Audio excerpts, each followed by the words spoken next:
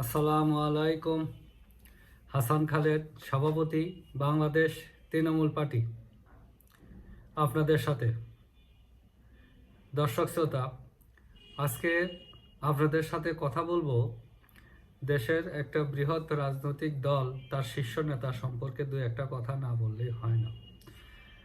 আওয়ামী লীগের অনুপস্থিতিতে এই দলটারই সরকার গঠন করার সমূহ সম্ভাবনা দেখা যাচ্ছে সামনের নির্বাচন।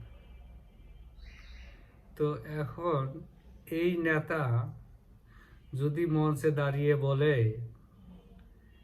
কেউ যায় দিল্লি, কেউ যায় পিন্ডি, তারা আছে বাংলাদেশ নিয়ে, তাহলে এইরকম একটা নেতাকে কি আমরা নেতা বলতে পারি, বা যোগ্যতা সম্পন্ন কোনো ব্যক্তিত্ব কি বলতে পারি, যে 20 কোটি মানুষের নেতৃত্ব দিবে, সরকার গঠন করবে বলে আমরা চিন্তা করতেছি? তাদের জ্ঞান প্রজ্ঞা যদি এই হয়, প্রতিবেশী একটা রাষ্ট্রকে কটাক্ষ করা, যে রাষ্ট্রের সাথে আমরা রক্তক্ষয়ী যুদ্ধ করে স্বাধীন হয়েছি সেই রাষ্ট্রের বিরুদ্ধে, এটা কথা তো বলাই উচিত না, ওদের প্রসঙ্গই তো আমাদের আসা উচিত না, মুখেই নেওয়া ঠিক না। তো এইরকম নিম জ্ঞানের নেতা দিয়ে আমরা কি করব? তো এখন তার এই স্লোগানের পরে এখন জনগণ কি বলে?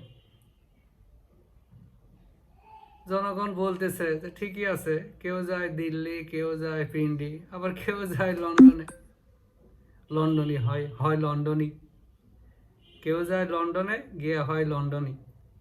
তো এই অবস্থা আমাদের দেশে চলতেছে।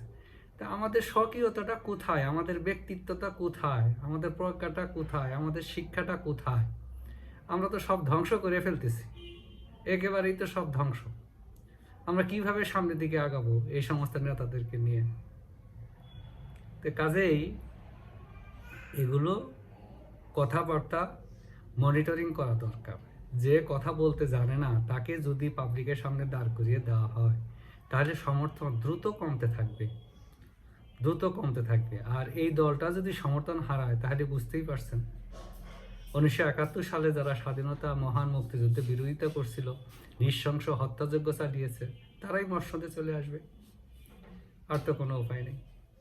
কাজে আমাদেরকে এখন চিন্তা করতে হবে, আমরা যে যেখানেই থাকি না কেন আমাদেরকে চিন্তা করতে হবে, তৃণমূল পার্টি চিন্তা করতে হবে, যাতে চৌকস নেতৃত্বের হাতে এই দেশ পড়ে। সবাই বিষয়টা আপনারা চিন্তা করে দেখবেন, যে যেখানে থাকেন সুস্থ থাকেন, নিরাপদ থাকেন।